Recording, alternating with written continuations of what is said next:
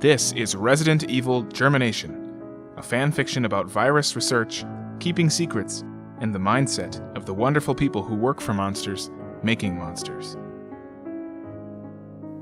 This story was written by Ian Connell, and is narrated by Ian Connell, Tony Lepaco, Natalie Lepaco, and Peter Snell. This story is fiction. All resemblance to persons past and present, and all reference to historical events, is for effect, and not for the purpose of defamation, revisionist history, or for use in your culture studies paper that is due tomorrow.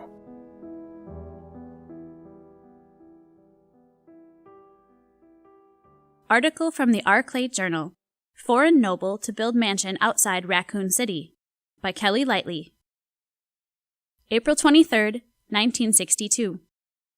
An Austrian with royal lineage is building his dream house northwest of Raccoon City in a 10,450-acre patch of woodland. Permits say Lord Oswell E. Spencer purchased the land in 1957 at auction. Lord Spencer could not be reached for comment. The house will, according to the permits, be larger than any structure near Raccoon, even larger than the school with the gymnasium in Pikeville. Its current estimate is over 25,000 square feet, even larger than the governor's mansion in Frankfurt.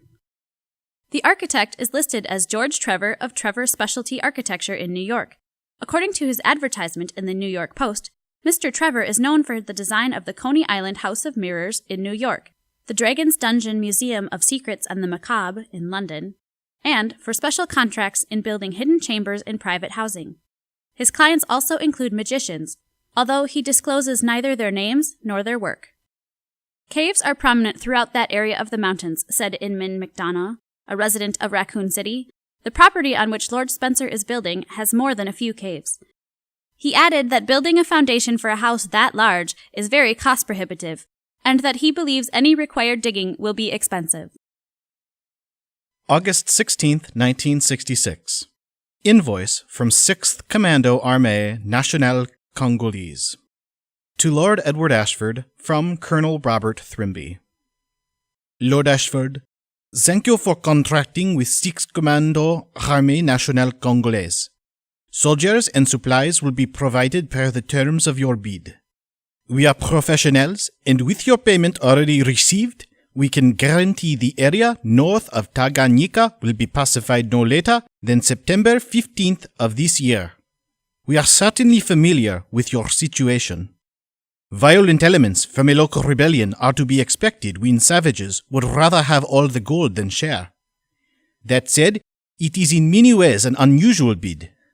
The requirement for flamethrowers is unique in an ordinary suppression campaign, and the number of machine gun nests you requested for such a small piece of property is also surprising. And boats with transport to said site required us to reach out to the coast and purchase them. Given the strict deadline, there will be whatever we can get our hands on. Finally, your request for sensitivity to the caves you described to us earlier will be honored. Only those troops that you specifically request will be allowed to join you and your staff inside. Expect the lieutenant and his men to arrive in 3 weeks. March 1st, 1967. A letter from Edward Ashford to Oswell Spencer. What are you doing about staffing at the mansion?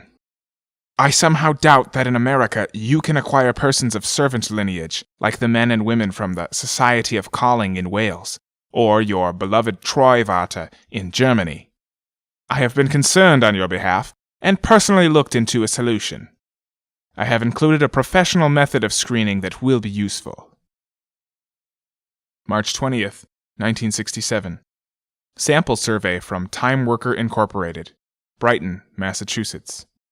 On finding employees with a subservient subordinate disposition, by Heath R. Wank. Last year, Hannah Arendt authored the book Eichmann in Jerusalem, which suggests that Adolf Eichmann was a man of orders, a man who, though directly involved in war crimes in Nazi Germany, created an ordered universe based on dependency to higher powers, namely, the orders of the Third Reich. He did whatever the Führer told him, and he believed with all sincerity that he was simply doing his job. That he could see himself as not guilty for following orders may have shocked many, but I propose that he belonged to a submissive subset of personality types that exist in all populations. Further, I believe these people are particularly useful to corporations and other organizations for matters of efficiency and trust. It is then the responsibility of the organization leaders to ensure its subservient subordinates, which we will abbreviate SSs, are given tasks that are compatible with current societal norms and mores. But finding true SSs is the challenge. To that end, Time Worker Incorporated devised a highly effective job candidate survey for use in hiring. In a sample of 1,500 candidates, the following survey has produced 87% accuracy in distinguishing SSs. To complete this survey, please answer these statements with the degree of your belief: strongly agree, disagree, or strongly disagree. Any trouble you have is your own fault. Correct answer: strongly agree. When somebody treats you badly, you ignore it. Correct answer: strongly agree. It bothers you a long time when someone is unfair to you. Correct answer: strongly disagree. It bothers you when you have to obey a lot of rules. Correct answer: strongly disagree. Sometimes authority figures make tough decisions that people don't like. Correct answer: strongly agree. Science is the objective, unarguable truth. Correct answer: strongly agree. There are some experiments that are too inhumane to justify the results. Correct answer: strongly disagree. The need for scientific discovery outranks all other concerns of humanity. Correct answer: strongly agree. A company's rules do not always have to be followed. Correct answer: strongly disagree. April 3rd, 1967. The Journal of Delilah Morse, made at the Spencer Mansion in Raccoon City. I started a new job today that pays better than I ever expected. After that survey and the 3 interviews, I was sure they would not pick me. Then, a week ago, I got a call and they asked if I could start in a week. I'll be cleaning the Spencer Mansion, but I wonder, do they want me to clean the whole mansion? It is huge. They're going to have me live on site. I can only go out on Sundays, and even then, only when I get approval from my boss. But for $15,000 a year, I am ready to begin. Part of my responsibility, Lord Spencer said, is to keep a journal. He says it helps keep a mind sharp, and that everyone in his mansion must stay sharp and alert. He said we don't need to share it with anyone, and we will never be asked to share it, but may be asked to show we have not thrown it out and that we are at least using it.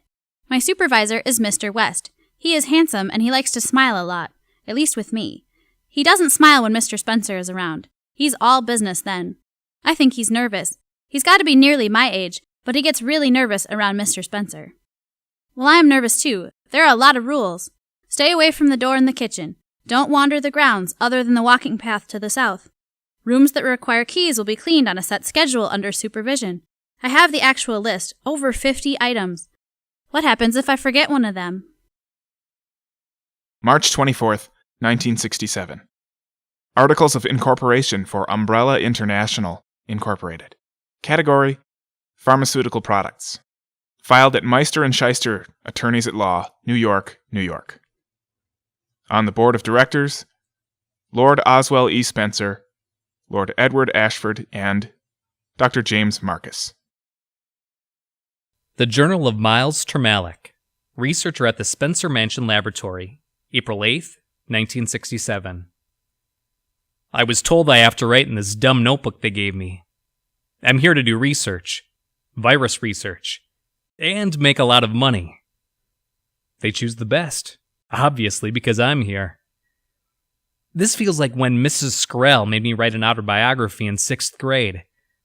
I wrote a big equation that, when solved, was my age on one side and the variables spelling miles on the other. Of course, Mrs. Skrell had no idea what it meant. I was doing trigonometry, while the other kids were finishing multiplication tables. Later on, I would discover how much research pays. I liked how focused I had to be. And I could be away from people. I can only handle people when I drink.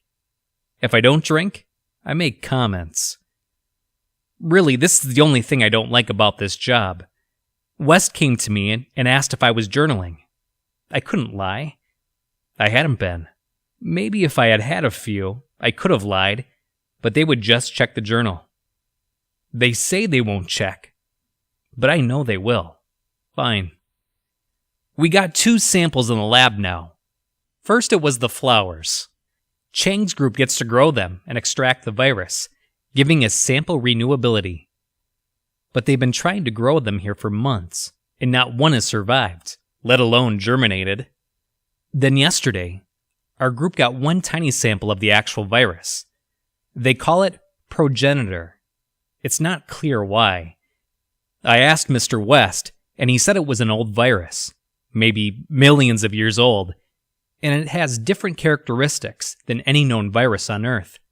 You should have seen how slowly West walked the virus sample into the lab. He screamed at Barney to go get a cart. Once the case with the virus was on the cart, West pushed it as slowly as an old fart in a home. He called me a bungling idiot when I had to step out of the way.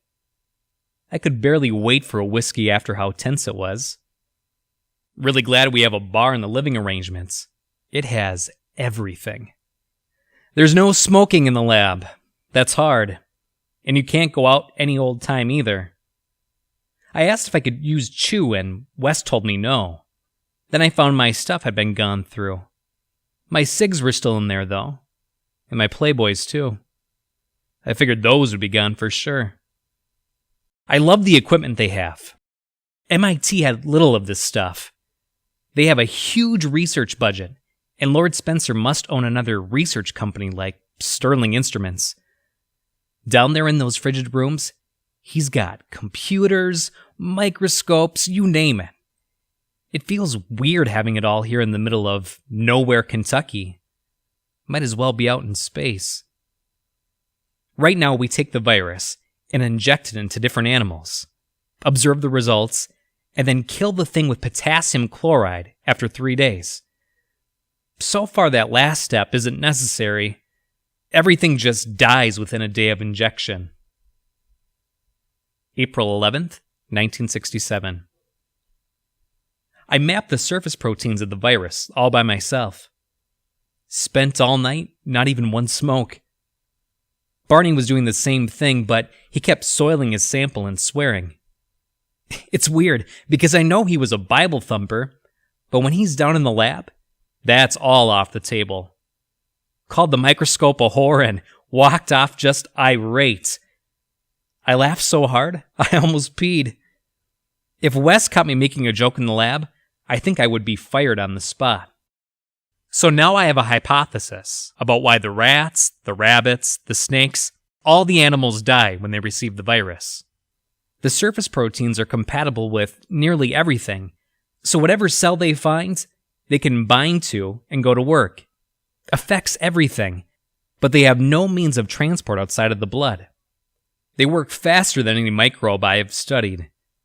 Pretty soon the blood looks nothing like it used to, at least at the molecular level. It's like replacing a car's gas with Coca-Cola. Sepsis comes on quickly, followed by shock and organ failure. I'm not a doctor, but that much is really obvious. The rats hiss and wheeze and poop blood. The rabbits, by contrast, vomit blood. All the animals convulse and die. And when we carve them up, some of the organs look bloated or deflated. Not hard to figure out. May 20th, 1967. The sample is almost spent. We'll have to wait until we get more to keep going. The flowers project is a flop. They did manage to grow a few flowers, but everybody was upset because the virus didn't show up in the seeds. Well, where was it supposed to come from? Since when do plants make viruses that are pathogenic to animals? Spencer got us all together for dinner at the big table and asked for our explanations. At first, nobody said anything. Chang had been a real downer for the past 2 weeks, with his team failing repeatedly and all, but he of all people finally broke the silence. Chang said he thought that the virus may have a missing element for transmission back to the flowers. Some parasites lay eggs in one thing, like an ant, which hatch larvae, and then a bird comes along and eats the ants. Then the larvae develop in the bird's stomach. Then the parasite gets big and lays eggs, and the bird poops out the eggs, and the eggs have a protein that attracts the ants, and the ants retrieve the eggs, starting the cycle over again. What if the virus does something like that in its native habitat? Lord Spencer stared at him for a long time. He didn't blink or even breathe, I think. All I could hear was that big grandfather clock and my heart thumping. My wine was gone, and I really wanted to ask for more. But nobody said anything. We all watched Lord Spencer. I thought he was going to fire Chang or slap him for being so bold. But Spencer stood up, congratulated Chang on his insight, and walked out of the room. So finally today, we were told to try the virus on human DNA. Blood samples first. The funny thing is, we all had to donate blood for the experiment. I get to look at Barney's sample. Even the maid sample is down here waiting in the cold storage box. May 22nd, 1967. I had to go find a calendar to know what day it was. We always have it up in the lab with the deadlines in red ink and all capital letters, but my head hurts from last night. They brought in a case of single malt scotch and it tasted so good. The days are already running together here. I can't remember if it was last week or the week before that I actually got outside. Spencer hasn't been around, but we ran the blood tests, and it looked like something was happening. The virus would inject its RNA into the blood, and the cells were doing something. And then they would die. From the temperature and duration, it seemed that the blood cells were simply perishing for lack of nutrients. The virus kept moving its RNA for a while, but then it would stop. It's odd that it kept moving at all. Even after the cells collapse, it looks like the virus is still operating. July 29th, 1967. So Barney finally got his day. He went right into salvation talk. Blessed are the meek, for theirs shall be the kingdom of God. Blessed are the blah, blah, blah. He was the total opposite of meek as he blabbered about his finding. But all in all, I didn't mind. Barney found that one of the samples sent from, well, wherever the hell Progenitor comes from, had a mutation, or received a mutation after it was injected into human blood. West's, incidentally. The viruses that burst out of the broken red blood cell walls had a slightly changed shape. We're now calling the samples Progenitor A and Progenitor B. When Progenitor B is injected into living tissue, not just blood, it starts to make changes, but eventually the tissue and its host die. For now, that test population includes 33 unfortunate rats. The weird thing is, some of them got bigger. One of them got bigger claws. One of them had its eye pop out and ooze green stuff. God, I would hate catching this thing. And they say the sif is bad. I would hate to accidentally stick myself with a needle of this stuff. I bet West would hand you a revolver with one shot and shrug. Next week, we all get some time off. We've already had 3 talks about how we're not to talk about any of our research with anyone. Big competition and security concern out there. That's fine. I'm going somewhere they don't speak much English anyway. July 14th, 1967. Back to work today. For vacation, I flew to Mexico and got drunk, and I don't remember much other than a sailboat and a girl named Consecration. She had a great set of jugs. Probably about 17. She knew right when to smile, but I feel like I could make her smile really easily. I had a great time. There was a European on vacation at the same time as me. He said his name was Lars. No last name, just a weird smile and blonde hair that stood out. Maybe I should just say Miles or a fake name when I'm out partying. He spoke Spanish really well, and his English had another accent, but he wouldn't talk to me much. But he was always around. I started to feel uneasy, like he was a thief or something. The only time I remember him being gone was the day consecration wasn't working. The madam said she was on a boat tour with another client. I got to thinking that guy must have decided to hire her. I was just about out of cash anyway. But later, the madam came out to ask if I had seen consecration. Nope. She probably took the madam's cut and ran off with Lars. Only a few researchers were left here over the break. Mostly Chang's team, but they have been working on injections and not the flower project. Some of them are gone now and must be on their vacation. July 30th, 1967. Some of the guys from Chang's team, Curtis and Dirk, must have quit. It's been more than 2 weeks and they never came back. I want to ask West about them, but he's always so serious. Barney asked if we could get a newspaper service or a TV somewhere just to know what is going on in the world. West said he would ask Lord Spencer, but that official policy is to focus on work. I'd hate to be one of those guys that doesn't drink. What else would you do at night? October 20th, 1967. The Journal of Tomcat Grady, security personnel at the Spencer Mansion. The goddamn toilet is plugged. Can't get a plumber because they don't allow just anyone out here. Have to wait for the maintenance lady. Runnin' Crow is her name. She's an Indian and I don't think she even talks. I think it's backwards that she's running this, but they are really tight-lipped and nobody's more so than a lady that don't talk. Also, the Trevors are coming today. A woman and her daughter, and the husband comes in a couple weeks. The guy was the builder of this house. Lord Spencer said to stay available for him, but he will personally give them a tour of the mansion and grounds. They're going to stay in the guest house. October 24th, 1967. Girl was sick and now I've got the worst flu. Puked last night. The girl had snuffles. I can't breathe.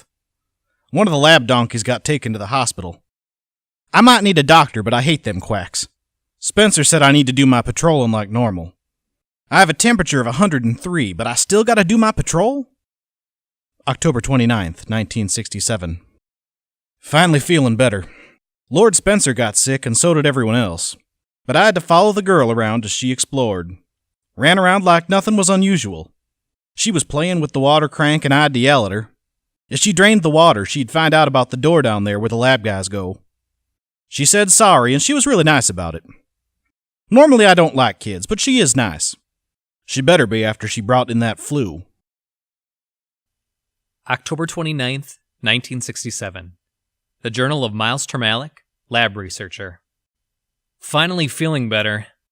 That girl brought the flu from hell. I slept for 2 days. A cook would knock once a day with a bowl of hot soup. With all the security and procedure around here, I'm surprised they let the girl in without checking. She seemed like she had a cold, so I suppose everybody was surprised when we all came down with the Black Plague. Her mom is good looking. Maybe every woman will look good when I get a break from here. There are those two on Chang's team, but they're as homely as fried eggs. I like dinner because Mrs. Trevor is there. But she won't touch a drop, not even the top shelf bottles. She's probably a stiff. Lord Spencer is actually nice to them. Maybe he has a soft spot for women. He talked to her about what a genius George is, about how she married a magician architect. All this gushing, but I don't think he wants to sleep with her. November 5th, 1967. We finished another trial. Progenitor A and B both get some different results with different animals. At the cellular level, they can both be seen doing similar things over time. In a rat's neurons and glia, they don't rupture the cells, but instead fuse their RNA with the cells. In epidermal cells, weird stuff happens like color changes and sudden bursts of mitosis. The growths from that stuff usually puff out like tumors. I wrote about how fascinating that was weeks ago, but now it's kind of boring. The animals die within a few days, just as before. There was a dog that made it a week. The name on his collar was Superman. I lost $40 on Superman's death pool. West asked Lord Spencer what is next. He said he would tell us in a private meeting.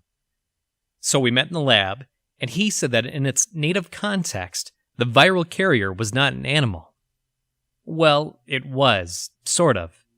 It was humans. So the next logical test is on people. I was surprised by how all right with that most of the guys are. They just sort of nodded. I think I was more surprised by how I felt, too. Almost nothing. I asked if Barney could be the first test subject, and everyone laughed. Except Lord Spencer.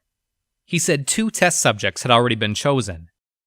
Now we have to spend a few days getting large containment areas ready. They're probably for some death row inmates. I asked the others where the subjects would come from, but Chang said Kentucky hadn't had the death sentence since the 1930s. He said he has no idea who it is. November 10th, 1967. Journal of Tomcat Grady, Security Personnel. Last night I got new orders at midnight. I had to bring the Trevors to the lab at 5:30 a.m. West went with me and he spoke to Mrs. Trevor. The girl was still asleep on the bed. She had a big pink stuffed horse that she slept with. I used to sleep with a stuffed horse named Lucky until Pa took it away. I was 10. The girl must be around 13. I helped them until they got to the stairs. She was so close to discovering the secret entrance just the other day. I wanted to say bye to the girl, but West shut the door and they were gone. November 10th, 1967. Miles Termalic's journal. This morning I found out who the test subjects were. Things went so fast that I don't know if I could have said anything or changed anything. West called Jessica Trevor Subject 1 and Lisa Subject 2. No control group, apparently. Jessica asked if this was the vitamin compound Spencer talked about. West said yes, and you are lucky to get it. All we ask is that you describe the results to us over the next few days. He himself had tried it and thoroughly enjoyed the benefits. Shortly after the shot, the 2 of them were moved to an observation room. West said he would bring them breakfast. Then he pulled me aside. He said I was not to speak to them or anybody else. The appropriate staff had been notified about the experiment, and my continued employment at Umbrella depended on my performance during the experiment. I asked what were the plans if the Trevors die. West told me trials had already been done in Africa. The casualty rate was negligible. The virus was meant to cycle through humans. I asked how it gets back to the flowers. He said through fecal matter. That sounded impossible for a virus, but he clapped me on the shoulder and told me the Trevors would get a little sick, but their suffering would immensely further the goal of the research. Nobody ever actually told me what our goal is. They just said, do research. So I just nodded. My hands shook until dinner. A few belts helped a little, but the Trevors weren't at dinner. I don't know why I thought they would be. Lord Spencer took me and the other staff to the bar to unwind. He played Beethoven's Moonlight Sonata on the grand piano. He said the song reminded him of an unrequited love from 20 years ago. Every now and then he thinks of her. But he has a new love, a new obsession. He played it slower, darker than I remember. When he was finished, he looked right at me. He said I looked weak and should get some sleep. I don't think that's going to happen. November 13th, 1967. Barney was missing this morning. West told the security personnel to search the grounds for him. Yesterday, he argued with West that subjects A and B should have been informed of the risks of the injection, and that volunteers from a prison would have been better, though not by much. Subject A is in rough shape, but the girl, Subject B, well, she is demonstrating signs of insanity. When she wouldn't stop screaming, we separated her from Subject A. We told Subject A that her daughter would be back when she had some detoxification. We told her it is all an unintended side effect, but they would both be fine. By her words and her face, there is no way she believes that.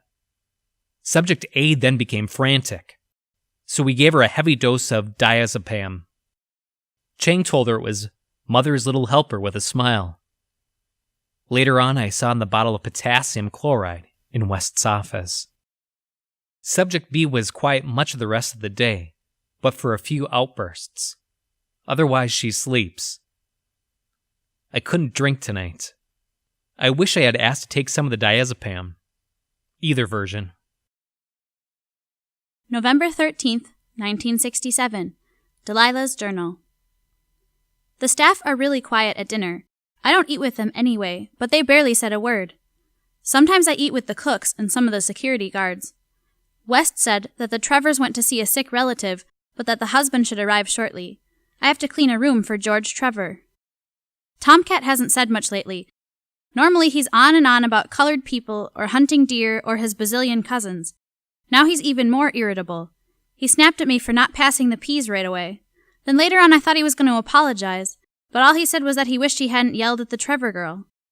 I asked Mr. West why she and her mother were not at dinner with Lord Spencer. He said they left the grounds early this morning. November 14th, 1967. Miles' Journal. Subject A was dead this morning. She tried to leave a letter for her daughter. She hid it under the mattress. It pleaded for Subject B to escape. Lord Spencer made us carry her to the underground tunnels. They're more like caves. Maybe bootleggers carved them out to hide big stills of moonshine. Lord Spencer had a tomb all ready for her. A big tomb, like the kind they bury kings in. Torches lighting the place, even a deep pit around the tomb. I felt like we were burying a queen, but in a dream. It's nice to be able to just do what you're told when none of it feels real. When we closed the lid on the sarcophagus, Spencer held up the letter Subject A wrote and said he would cherish it forever. Another wonderful gift from Jessica, he said. First she gave him a shotgun, then gave him her results, and last she gave him a living gift, which was now resting peacefully in the other observation room. He asked us to be silent for a moment. Then he closed his eyes and smiled. I think he meant everything he said. But I don't understand why Subject B is so precious to him. We don't even have any blood work, and she's surely going to die. He must know something I don't. Subject B is awake. She asks for Mommy, but we have been told not to communicate with her at this time. She walks into the walls and whimpered that she cannot see. I think her eyes have some of that green goo coming out. November 15th, 1967. Subject B would not stop asking for Mommy. Spencer told Ilsa Bardot, from Chang's team, to dress up in some of Subject A's clothes. Barney brought down the luggage and Ilsa changed in the bathroom. Then Ilsa brought some food in for Subject B on a tray. Subject B held onto her for a long time and cried for over a half hour. Then they ate lunch. But when Subject B finished eating, she looked up at Ilsa's face. She stared for a long time. Ilsa tried to converse with her, but Subject B screamed, "You are not my mommy!" Her voice was deeper, guttural, like a big animal. Subject B took Ilsa by the head and pinched her face violently. Ilsa screamed. Kevin was about to go in to help, but Wes stopped him. Subject B smashed Ilsa's head against the concrete wall. I thought she cracked the cement wall by how loud it was. West ordered the door closed. We slammed it shut, and West watched through the observation window, reporting out loud what he observed. We recorded his observations. Subject B is pulling on Ilsa's nose. Subject B is cutting the tissue around Ilsa's neck with a butter knife. Now she is using her teeth to assist. Ilsa is moving. Subject B crushed Ilsa's head against the floor again. Ilsa has stopped moving. Subject B has completed a cutting pattern around Ilsa's face. Subject B is pulling on the unhinged flesh with both hands while keeping her feet on Ilsa's shoulders. Later, Subject B told Wes she was going to give Mommy her face back. November 16th, 1967. Lord Spencer had us move Subject B to the tunnels. He said he would continue observation from inside there. Subject B appears compliant as long as no females are around, which is good because she is immensely strong. 4 of us almost lost the tug of war with her. Spencer joked that he needed to hire stronger men, but he wasn't really joking. November 17th, 1967. Tomcat Grady. West had a telephone guy out this morning. He installed some panels and a switch in the basement. I had to watch the guy so he wouldn't go anywhere he wasn't supposed to. We heard a scream from somewhere farther into the basement. I'd never been in there. It sounded like a girl, but I know there aren't no girls down there. The lab staff have some women, but they don't sound like that. The phone guy asked me what the hell that sound was.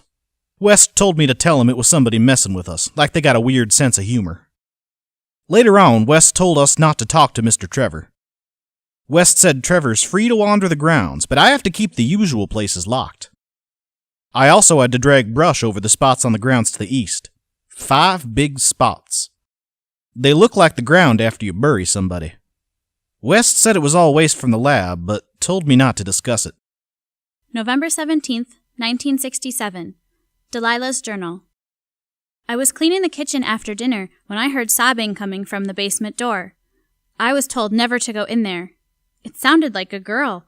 I wonder if one of the women from the lab was crying. But for a grown woman, it was strange. I think whoever was crying kept saying, "Mama." I really wanted to bang on the door, but West and the cooks tell me every time, stay away from that door. November 18th, 1967. Miles' Journal. My head is killing me. Last night we ate with Mr. Trevor. I was going to have a few just to let the tension off, but all I could get was 1 glass of Cabernet. Not even good stuff. Then Lord Spencer sent us to bed. I have some bottles in here, and I think I finished a whole bottle of scotch by myself. I told West I needed a few hours to pull it together and nap. He said that was fine, but then he locked me in here. I won't cause any trouble. I am ready to get back to work. November 23rd, 1967. Delilah's Journal. I didn't hear the crying today while I was cleaning the kitchen. I asked the cooks, but they wouldn't talk about it. George Trevor spoke with me for a while today. He asked if I'd seen his wife. I said no. I got real nervous. He asked if I'd seen his daughter. I said no, but I almost blurted the thing about the kitchen and the door. Most of the time, Mr. Trevor wanders around the grounds with an angry look on his face. At dinner time, he insisted on eating in his room. I brought his food up to him. He looks really upset. November 24th, 1967. Tomcat's Journal. Spencer told me and some lab guys to put Mr. Trevor in a locked room on the 2nd floor. I have to keep an eye on the door now and then. He pounds on it, but I've been told not to talk to him. Lord Spencer's going to decide how to remove him from the grounds. I don't know what he did. Maybe now he can go see his family. November 25th, 1967. Miles' Journal. Subject B was moved to a deeper chamber of the labs. Chang and West gave her a sedative and then guided her. They wrapped chains around her arms and led her through the guardhouse early in the morning. The containment chamber, which is as much as its own section of the caves, had a noose left in it, as well as a knife and some drain cleaner. It was an odd way to dispose of Subject B. But Lord Spencer was right as usual. During observation, Subject B hanged herself with that rope. She lost consciousness. An hour later, she opened her eyes and snapped the rope with her hands. I don't know what she is now. She can barely communicate, but nobody who witnessed her little body swinging like a corpse would believe she could survive. Her neck was distended. Now she rubs it like it is sore from a tumble down the stairs. I have needed a lot of coffee to keep me going lately. At night, I dream of spidery hands seizing my throat, or of being eaten by fish in a gray and infinite ocean, or of having maggots wriggle upward through my body as it rots on the bed. November 29th, 1967. Tomcat Grady's Journal. I was ordered to stay out of sight today. Everybody was. I don't know where they all went, but Mr. West said I could wait in the attic. He had 2 of the lab guys with him, and they was smoking a lot. There's a window up in the attic. Mr. Trevor was outside wandering the grounds. He carried a big stick in a bag.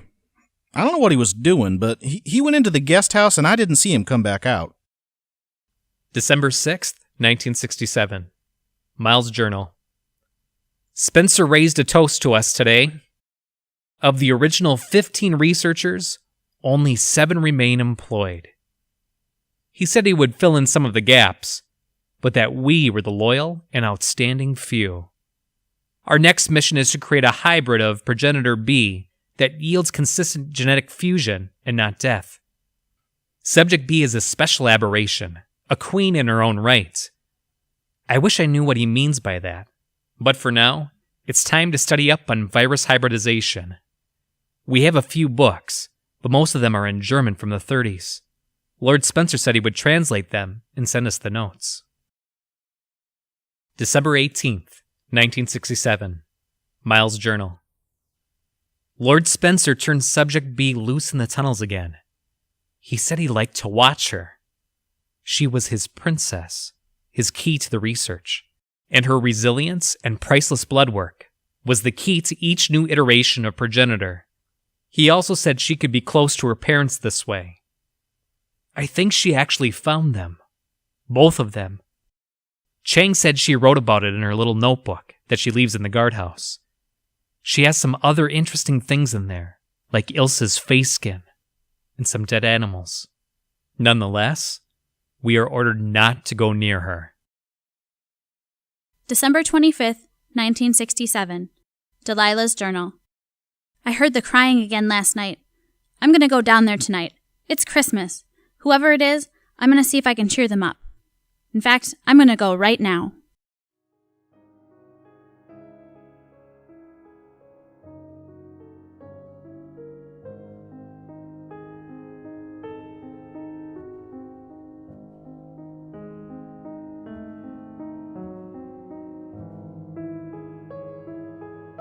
Thanks for listening to Part 3 of Resident Evil Germination.